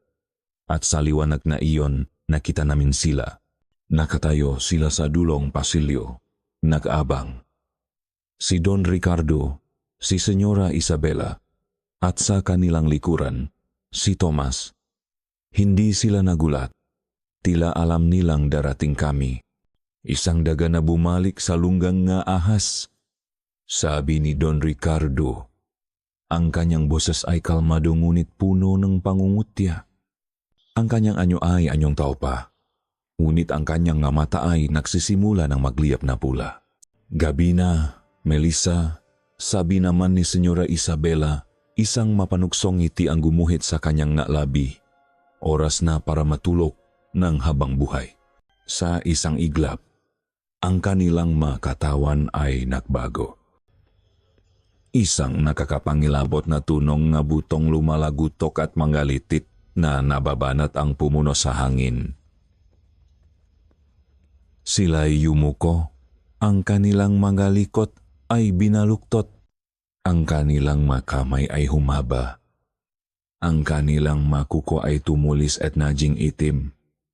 Ang kanilang mamuha ay humaba. Ang kanilang mabibig ay bumuka. Nagpapakitang mapangil. At mula sa kanilang malikuran, dalawang malalaki at makunat na pakpa na parang sa paniki ang biglang bumuka.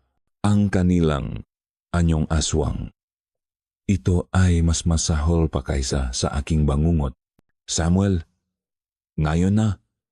Sigaw ko. Ibinato ni Samuel ang unang supot ng asin. Sumabog ito sa hangin, at ang mabutil ay dumikit sa balat ng maaswang. Sila'y umungol sa sakit, na parang napaso at umusok ang kanilang balat. Nagbigay ito sa amin ng pagkakataon. Para sa aking ama, sigaw ko at sumugol ako. Ang pasilyo ay naging isang larangan ng digmaan.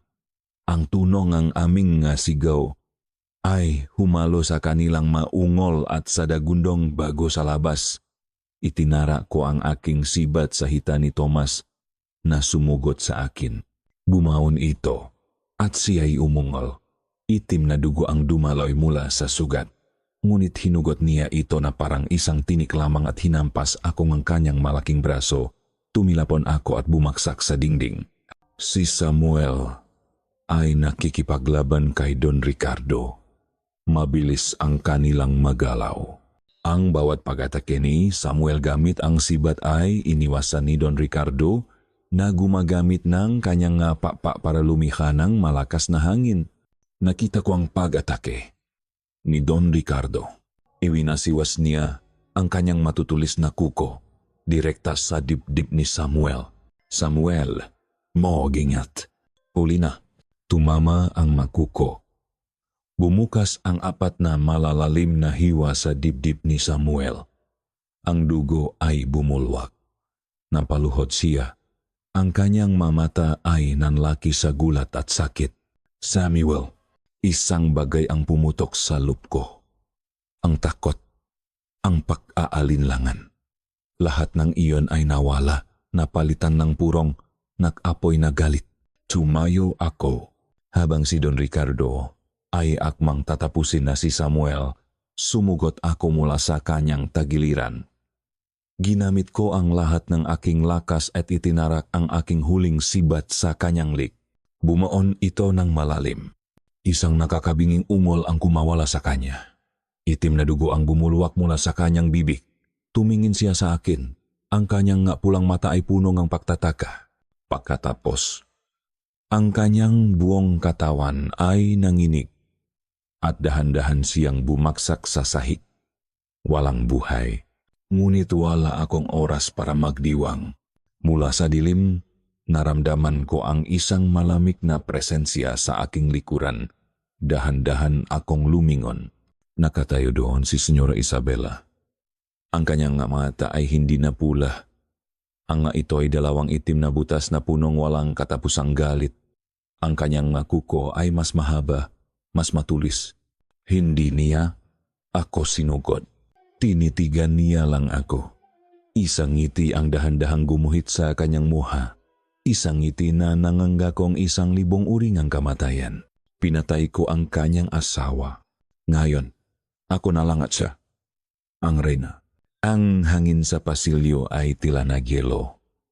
Ang dagundong ng bagyo sa labas, ang pag-agos ng dugo sa sahig, ang mababaw na paghinga ng sugatang si Samuel, lahat ng iyon ay naglaho sa aking pandinig. Ang tanging nakikita ko lang ay siya, si Senyora Isabela, ang halimaw na nakukubli sa ilalim ng mukha ng isang reyna. Ang kanyang ngiti ay nawala, napalitan ng isang pangiwi ng burong galit. Pinatay mo siya, aniya. Ang kanyang boses ay hindi na malambing. Ito ay garalgal, malalim, na parang tunong ng batong nakikiskisan sa ilalim ng lupa. Ang walang kwentang anak ng isang walang kwentang alagad. Babayaran mo ito. Hindi siya sumugot. Sa halip, ang kanyang pakpak ay pumagaspas ng isang beses. Isang napakalakas na pagaspas na nagpatay sa lahat ng gasera sa pasilyo. Binalot kami ng ganap na kadiliman. Ang aking puso ay kumabo ng mabilis. Hindi ko siya makita, ngunit naririnig ko siya. Ang marahang kaluskos ng kanyang makuko sa sahig na kahoy. Nararamdaman ko siya. Ang lamig na dalang kanyang presensya, gumagapang, palapit. Wala kang mapagtataguan. Bulong ng kanyang boses, na tila nanggagaling sa lahat ng direksyon ng sabay-sabay. Inihanda ko ang aking sarili. Hinawakan ko ng mahigpit ang balisong na nakasugbit sa aking baywang. Ito na lang ang natitira kong sandata. Isang kidlat ang muling gumuhit sa kalangitan. At sa isang saglit na liwanag, nakita ko siya. Nasa harapan ko na. 1 pulgada na lang ang layo. Ang kanyang mukha ay isang bangungot. Ang kanyang pangil ay handa ng tumusok. Sumigaw ako at sa purong likas na ugali, iwinasiwas ko ang aking kamay. Binuksan ang isa sa mga supot ng asin na natira sa sahig at isinaboy sa kanyang mukha. Isang nakakapasong sigaw ang kanyang pinakawalan. Ang asin ay dumikit sa kanyang mata. Napahawa siya sa kanyang mukha. Umurong, binibigyan akong mahalagang sandali. Hindi ko ito sinayang. Tumakbo ako. Hindi papalabas, kundi papalalim sa mansyon. Alam kong hindi ko siya matatalo sa isang harapang laban sa dilim. Kailangan kong liwanag, kailangan kong apoy. Bumaba ako sa hagdanan, 3 baitang sa bawat hakbang. Ang aking isip ay mabilis na nag-isip. Ang kusina, masyadong masikip. Ang sala, punong nga mamahaling kurtina at muebles. Apoy. Iyon ang kailangan ko. Narinig ko ang kanyang galit na siga mula sa itaas, sinundan ng malakas na pagaspas ng kanyang mapakpak. Paparating na siya. Pumasok ako sa malawak na sala. Sa isang sulok ay may isang malaking estanteng malibro at sa tabi nito ay ang fireplace. Ngunit ang mas mahalaga, sa ibabaw ng isang maliit na mesa ay isang koleksyon ng mabutang alak, gasolina. Sa pag-iisip na iyon, isang plano ang nabuo sa aking isipan. Isang desperado at mapanganib na plano. Hinablot ko ang isa sa magasera na hindi namatay sa pasilyo kanina. Nahanap akong basahan sa kusina. Isinaksak ito sa bibig ng isang butangalak at binasa ito. Isang pangkamay na sulok. Narinig ko siyang lumapag sa unang palapag. Ang tunog ng kanyang kuko ay kumakalampak na ngayon sa sahig na marmol. Tapusin na natin ito. Munting daga, sabi niya. Tumayo ako sa gitnang sala. Hawak ang aking sulo. Nang makita niya ako, tumawa siya. Isang tawang nakakapangilabot. Akala mo ba matatakot ako sa munting apoy na yan? Hindi ikaw, sagot ko, at sa isang mabilis na kilos. Ibinato ko ang nag-aapoy na gasera hindi sa kanya, kundi sa mga mahahabang kurtina na nakasabit sa malalaking bintana. Ang apoy ay kumalat ng mabilis, na parang isang gutom na hayop. Sa loop lang ng ilang segundo, ang buong dingding ay nagliliyab, nilalamon ang makurtina, gumagapang sa maantigong muebles, binibigyan ang buong silit ng isang nakatakot na kulay kahel na liwanag. Nawala ang ngiti ni Senyora Isabela. Ang maaswang ay natatakot sa apoy. Hindi ito nakamamatay sa kanila tulad ng sibat, ngunit nasusunong nito ang kanilang balat at nagdudulot ng matinding sakit. Ang init ay mabilis na tumindi. Ang usok ay nagsimulang pumuno sa hangin. Nagsimula ang aming huling sayaw sa gitna ng impyerno na aking nilikha. Sumugot siya. Ang kanyang galit ay mas matindi pa kaysa sa takot niya sa apoy. Ang kanyang makuko ay humahawi sa hangin, nag-iwan ng maguhit sa nagbabagang hangin. Umiwas ako, gumulong sa sahig, naramdaman ko ang init ng apoy sa aking likuran. Ginagamit ko ang nagliliyab na kasangkapan bilang aking panangga. Pinipilit siyang dumaan sa mga lugar na pinakamainit. Bawat iwas ko ay isang panalangin. Bawat galaw ay isang pagsusugal. Ang balisong ay nasa aking kamay na ngayon. Ang talim nito ay kumikinang sa liwanag na apoy. Sa isang pagkakataon, naipit niya ako. Nahuli niya ang aking braso. Ang kanyang makuko ay bumaon sa aking laman. Sumigaw ako sa sakit. Itinaas niya ako na parang manika. Ang kanyang mukha ay ilang pulgada na lang mula sa akin. Nakita ko ang aking sarili na nakalarawan sa kanyang maitim na mata. Naamoy ko ang kanyang hininga, amoyng dugo at ng libingan. Wakas na bulong niya. Ibinuka ang kanyang bibig, handa ng kagatin ang aking lik. Ngunit ito ang pagkakataong hinihintay ko. Ginamit ko ang aking natitirang lakas at isinaksak ang balisong, hindi sa kanyang dibdib, kundi pataas, sa ilalim ng kanyang panga. Isang nakakagulat na tunog ng laman at buto na nabasak ang narinig. Itinarak ko ito ng buong lalim. Natigilan siya. Ang kanyang mata ay nanlaki sa hindi makapaniwalang sakit. Binitiwan niya ako. Bumaksak ako sa sahig. Hinawakan niya ang kanyang lik. Sinusubukang bunutin ng patalim. Ngunit bumaon ito ng malalim. Itim na dugo ang dumaloy sa pagitan ng kanyang daliri. Umatras siya. Umurong. Umungol. Nabangga niya ang isang nag-apoy na estante. Ang apoy ay kumapit sa kanyang pakpak. Sumigaw siya. Isang sigaong purong. Walang kahalong paghihirap. Habang ang apoy ay mabilis na gumapang sa kanyang buong katawan.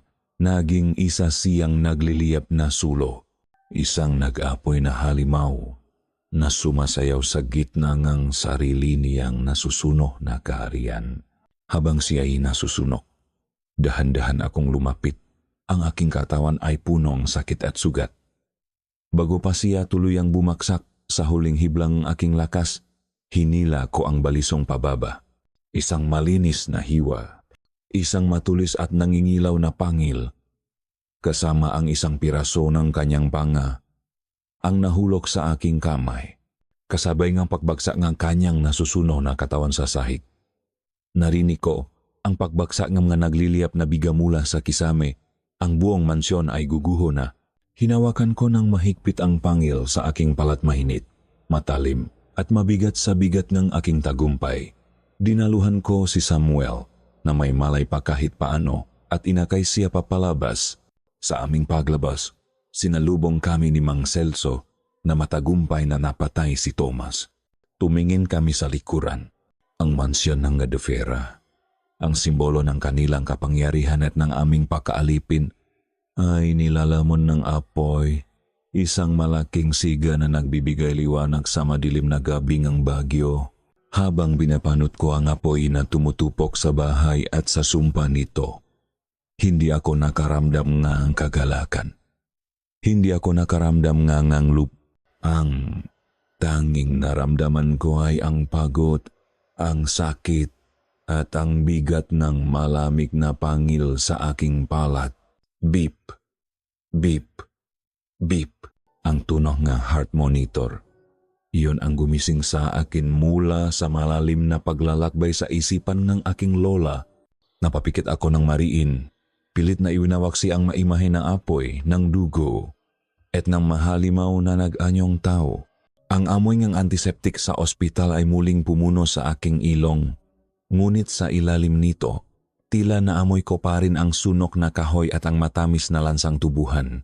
Pagmulat ko, nakita kong nagbago ang lahat. Ang maguhit sa mukha ni Lola Melissa ay tila lumuwag na. Ang tensyon sa kanyang makilay ay nawala. Ang kanyang pahinga, na kanina'y mababaw at nahihirapan, ay ngayoy malalim at payapa. Nakapatong pa rin ang kanyang kamay sa pangil na nakasabit sa kanyang dibdib, na parabang ito ang angkla na pumigil sa kanya sa pagtawid sa kabilang buhay. Isang ngiti, isang napakaliit, halos hindi mapansing ngiti, ang gumuhit sa kanyang labi. Dahan-dahan, ang kanyang dibdib ay umangat sa isang huling, malalim na paghinga. At pagkatapos, sa pagbaba nito, hindi na ito muling umangat pa. Ang tunog ng heart monitor na naging kasama ko sa loob ng maraming oras ay nagbago. Ang ritmikong beep, beep, beep ay napalitan ng isang tuloy-tuloy, matinis at walang katapusang tunog. Bii. Ang tunong ang katapusan. Ang tunong ang katahimikan. Pumasok ang manurs. Ang kanilang magalaw ay mabilis ngunit magalang.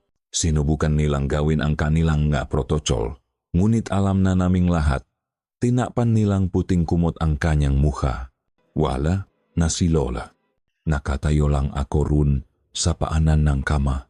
Hindi makagalaw, hindi ako umiyak. Tila naubos na ang lahat ng aking emosyon sa panunot ng kanyang kwento. Ang nararamdaman ko ay isang kakaibang bigat. Isang pagkaunawa sa isang buhay na punong pakikipaglaban na hindi ko kailanman nalaman.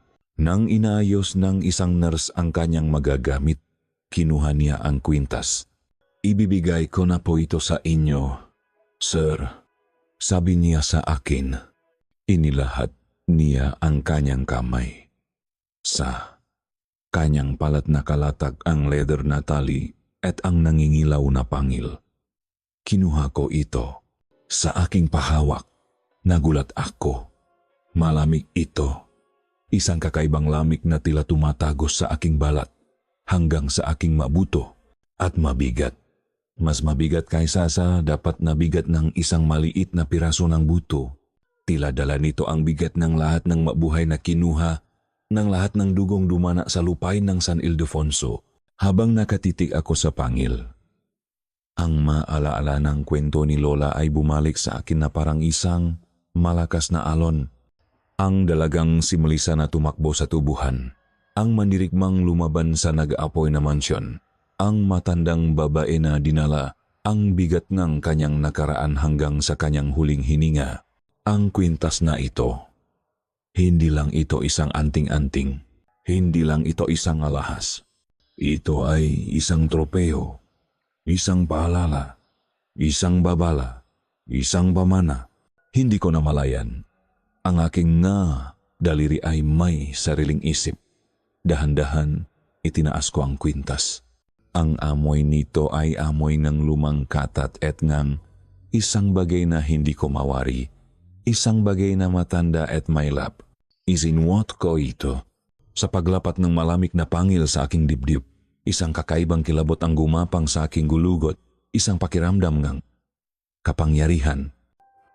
Isang malamig. Madilim na kapangyarihan na tila bumubulong mula sa buto, dumadaloy sa aking balat, pumapasok sa aking dugo.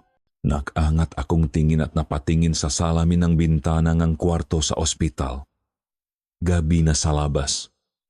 Ang aking refleksyon ay malabo, ngunit malinaw.